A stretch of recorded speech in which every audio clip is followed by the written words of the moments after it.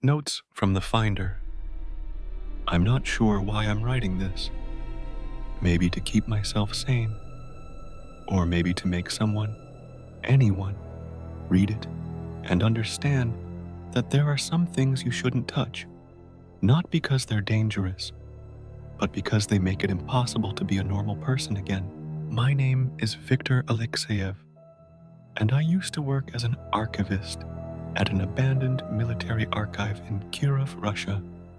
In the winter of 1992, after the collapse of the Soviet Union, I was sent here to sort through and burn secret files that were no longer needed. The job was simple. Every freezing winter morning, I would leave my cramped apartment and walk through the snow-covered pine forest to the gray concrete building that had once been a KGB annex. The archive room was located on the third floor of the basement. The concrete walls were damp, the wires were exposed, and the dim yellow light bulbs hung from the throats of people about to hang themselves. The place smelled of rotten paper and old ink.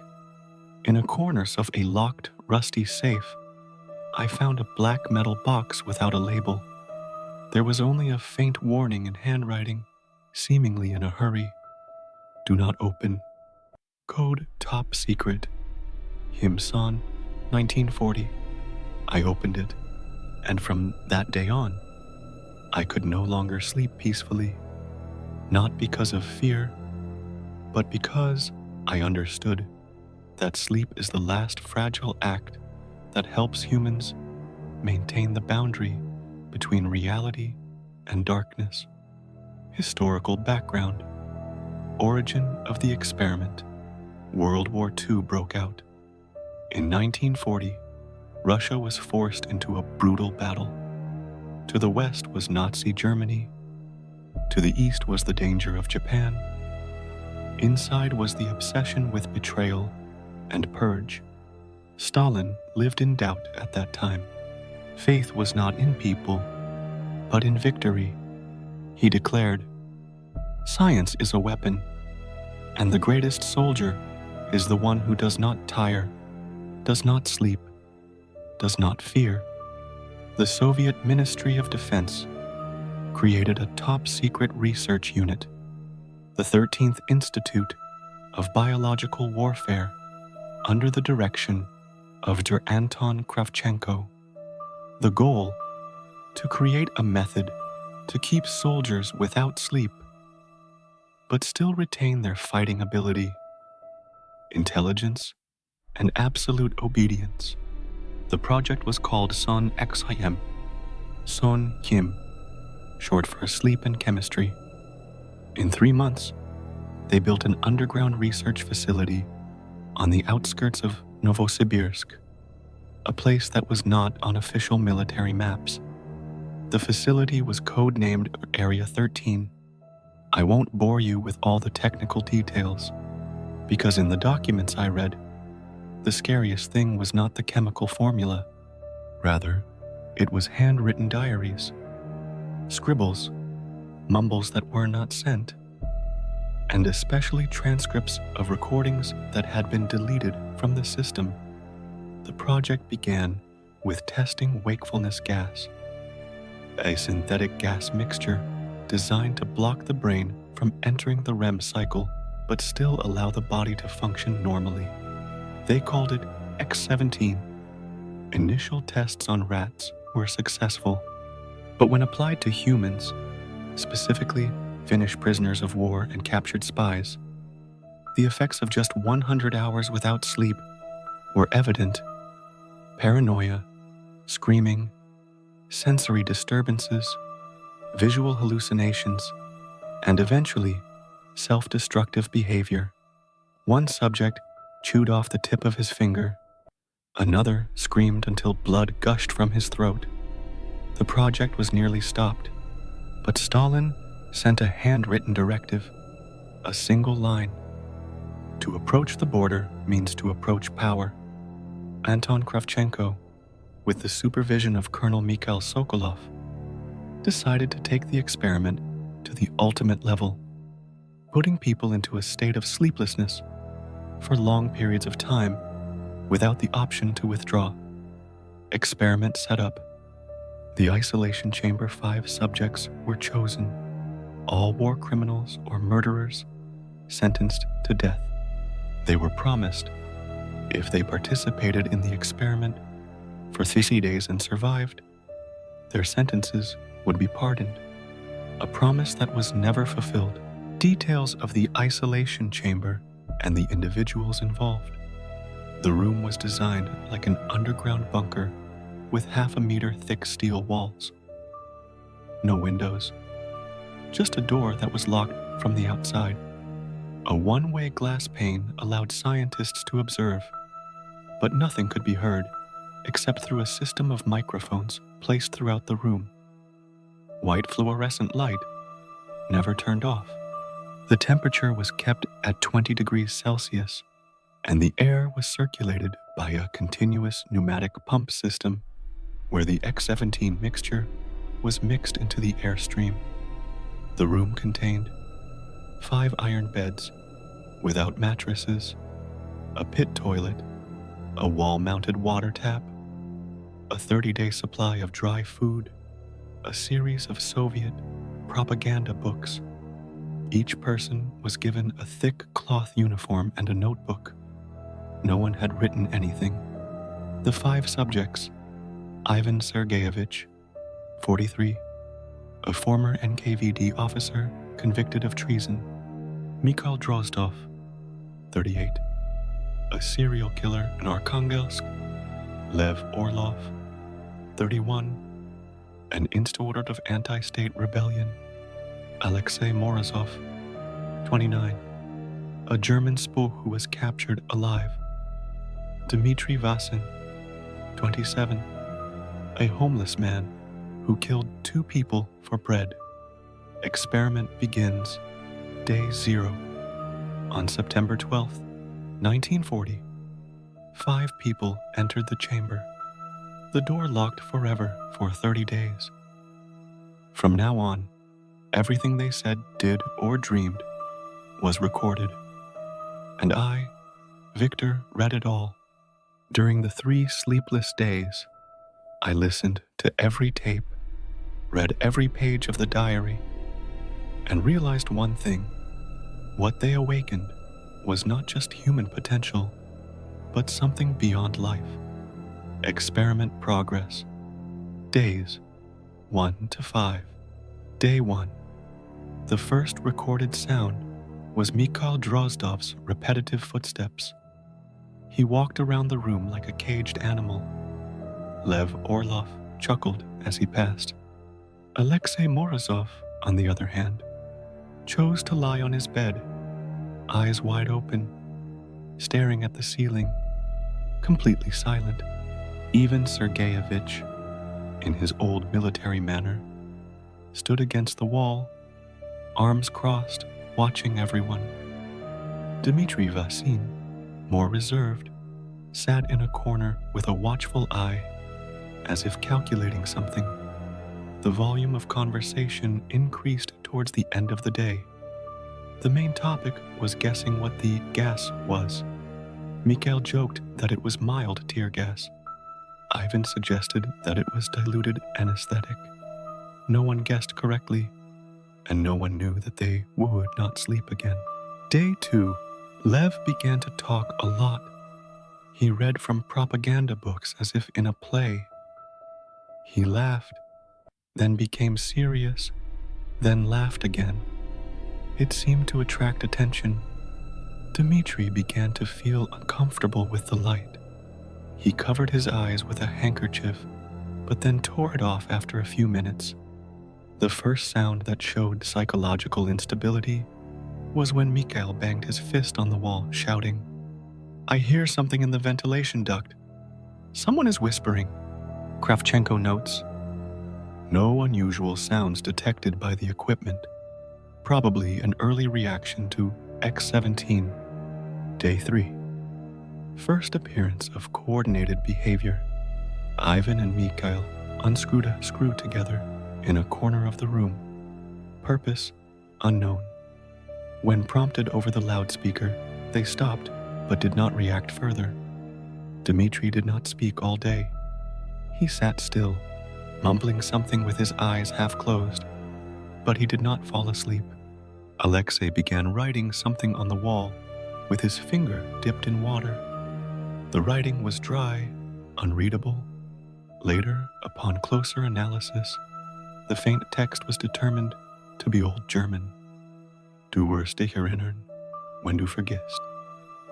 You will remember when you forget. Day 4. The subject's pulse rates began to increase slightly. Heart monitors showed irregular rhythms, ranging between 95 and 130 BPM. Signs of anxiety were evident. However, no one had fallen asleep. Lev began singing at night, an unidentified folk song punctuated by meaningless mumbling.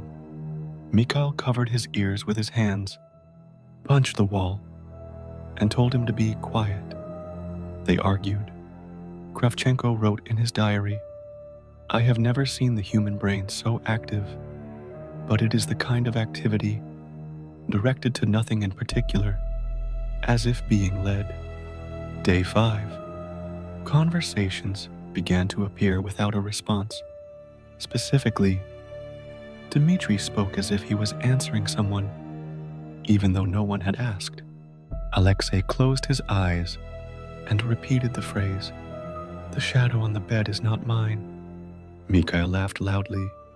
He pointed at the camera and shouted, "I know you're looking, but it's not just you. There's something else looking too." In the recording, after Mikhail's scream, a short static noise of unknown origin was recorded. When amplified, the sound sounded like a very long sigh, but was cut off halfway as if someone was choking it. Kravchenko asked to check the recording system again, but everything was normal. Day 6. No more dialogue. All 5 fell into a state of prolonged silence. The frequency of repetitive behavior increased. Dmitri banged his head against the wall. Mikhail walked in a figure-8 pattern for 2 hours. Lev scratched his skin with his fingernails until it bled, still singing softly. Alexei began to eat paper, tearing pages of propaganda books, chewing, swallowing, not responding to calls. Ivan was the only one who remained calm on the outside, but his eyes began to twitch slightly, a sign of overstimulation. Day 7. A scream was recorded at 0319 Lev. He kicked the bed over, rolled on the floor, and shouted that someone was scratching from under the floor. The sensor system did not record any vibrations or strange sounds from the floor. After that, he fell silent, facing the wall for 6 hours. Ivan, for the first time, speaks into the microphone and asks for sedatives, but is refused. He says nothing more after that. Day 8. The subjects refuse to eat. The food box remains full. They drink only water constantly. Kravchenko notes, they act as if they don't need food. Their bodies begin to resist basic needs. Mikhail bangs his head against the camera until his forehead bleeds. Alexei and Dmitri take turns sitting next to him, as if praying, but their mouths don't move. Only their eyes move abnormally fast. Day 9. Alexei strangles himself with his shirt strap, but doesn't die. He passes out for a few minutes. When he wakes up, he laughs loudly, saying over and over, "No sleep, no death, nothing to fear." Lev mutters a long, indistinct phrase. When it's converted to negative, it forms a looping sound similar to Morse code. Roughly translated, we see better when we don't dream. Day 10. For the first time on the recording, a dark figure appears to glide across the room. No one is moving at this point. Everyone is sitting still, eyes open, staring into space. Kravchenko demands an early end to the experiment, but Sokolov refuses. "We must let them go to the limit," he declares. Kravchenko writes in his diary, "If they are windows, then we are opening ourselves to something that should never be seen." Day 11. The first loud scream is heard at 01:47 a.m. Dmitri is tapping a spoon against the wall until the handle breaks. He uses the broken piece to cut his hand. Not deeply, but enough for blood to drip onto the floor. When Kravchenko orders the loudspeaker to stop, Dmitri looks straight into the camera and laughs, whispering, "I just want to see inside." Lev screams endlessly at something he calls the man without a face. The recordings show him pointing at the air, talking to it for hours. Day 12. For half of the day, the subjects are completely immobile. No sleep, no speech, no food. Heart rate is abnormally stable at 50 BPM. Clinically, this is a state of near clinical death, but the brain is still active. Mikhail begins to write on the wall with his own blood. The writing is unclear, but it repeats a symbol, an eye with a cross out. Alexei takes a spring from the bed, hooks it to his cheek, and pulls it as if to open his face. Day 13. The first terrible scene. Dmitri cuts his own abdomen using a sharp steel can lid. He does not scream, does not tremble, but whispers continuously, "Free! What is inside?" Blood splatters. Mikhail and Lev do not intervene. On the contrary, they watch as if they are watching a ritual. Ivan tries to stop him, but is held back by Alexei. For the first time, violence between the subjects appears. Kravchenko requests evacuation, again rejected by Sokolov. Day 14. Dmitri dies at 04:23 a.m. He has lost too much blood. He dies with a frozen smile. Before he dies, he whispers one last time, "He will rise from our dreams." The remaining subjects do not react. Lev even uses Dmitri's blood to draw a crossed-out eye symbol on the ceiling. Ivan began pounding on the door, screaming for help, a behavior that showed signs of consciousness for the first time, but no one answered him. Day 15. The dissection. At 03:12 a.m., without warning, Dmitri Vasin stepped into the middle of the room, eyes wide open, pupils dilated to the point where the whites were no longer visible. He took off his shirt, pulled a piece of metal from the crack in the bed. How he had hidden it, no one knew. In front of the 4 remaining people, he began to cut open his stomach from below the sternum to the waist. Blood gushed out with each heartbeat. No one stopped him. No one screamed. Everyone just watched. The blood fell to the floor in a spiral, as if some invisible force was pulling it into some symbol. As Dmitri cut, he whispered, "I have to open it. I have to release it. We are cages. We are bags. He is a dream that is being forced to wake up." Kravchenko watched in shock in the observation room. He punched the alarm button, but the system did not respond. He shouted into the microphone, but the sound did not reach the sealed room.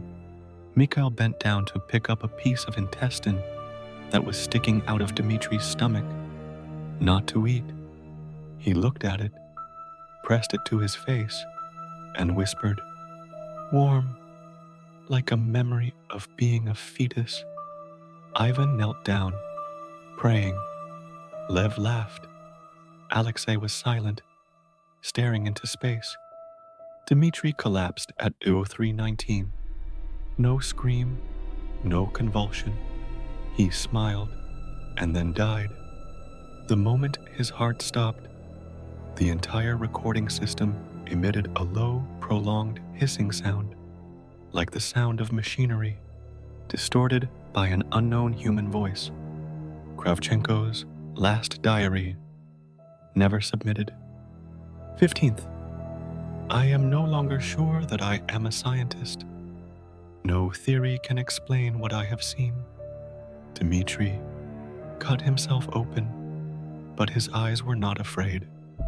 He knew what he was doing, and most importantly, they did not sleep. But I began to dream. While awake, I smelled the dampness of the earth that had never been dug up. I heard whispers from behind my shadow. I wrote this and hid it inside the wall of the 4th engine room. If anyone reads it, do not continue. It is not us who are looking at them. It is something else that is looking through them, through me. Kravchenko. Day 16. At 0:41, Ivan began to talk to the wall himself, using a prayerful tone. He calls out a name that is not in any of the files. Zharov, the keeper of dreams. Alexei pulls a piece of metal from the bed, slashes a squiggly line on his arm. When Kravchenko zooms in on the footage, it becomes clear that it is an ancient Nordic rune, a corruption of open sleeping eyes. Lev rips the bedsheet, covers his head, and sits still. Day 17. Mikhail smashes his personal kit, takes a piece of broken glass, and slashes from his forehead to his chin, blood pouring out.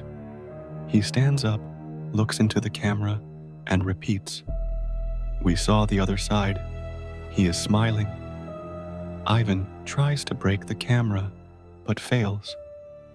He screams, calls his wife's name, and mumbles, "This is not the Soviet Union. This is a closed hell." Day 18. Alexei dies after cutting his wrists. Before dying, he wrote the last words on the wall with his blood. "He is in my dream, and I'm awake." Kravchenko banged on the table in the observation room, declaring, "This is no longer science. This is summoning."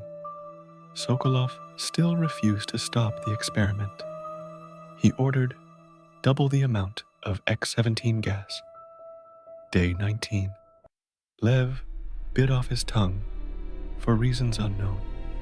He bled for 3 hours, but he did not die. But he could no longer speak. He used his blood to draw circles on the floor, placing Alexei's body in the middle. Ivan shouted, "He thinks this is an experiment, but he is waiting, and he is not sleeping." Mikhail began to tap rhythmically. 5 beats, pause, then 6 beats, over and over again. This code corresponded to the letter ZHYR. Unclear, but similar to the name Zharov that Ivan had mentioned. Day 20. The entire recording system suddenly picked up a sound like a heartbeat from all the walls of the lab, not from a human. The frequency was 4 Hz, matching the theta brainwaves, usually present during deep dreams. Lev collapsed, face down in a pool of blood. When he turned his body over, his eyes were wide open, his pupils dilated to cover the whites. On the ceiling, there was another line of blood. It was unclear who wrote it. Not all that is awake is alive. The narrator found something not of this world. A decade later, the K731 base was sealed. The records of Experiment X-15 were classified, leaving only vague rumors. I, the narrator of this story, did not believe it until I was assigned to take inventory of the old supplies in the underground storage room of Room 4.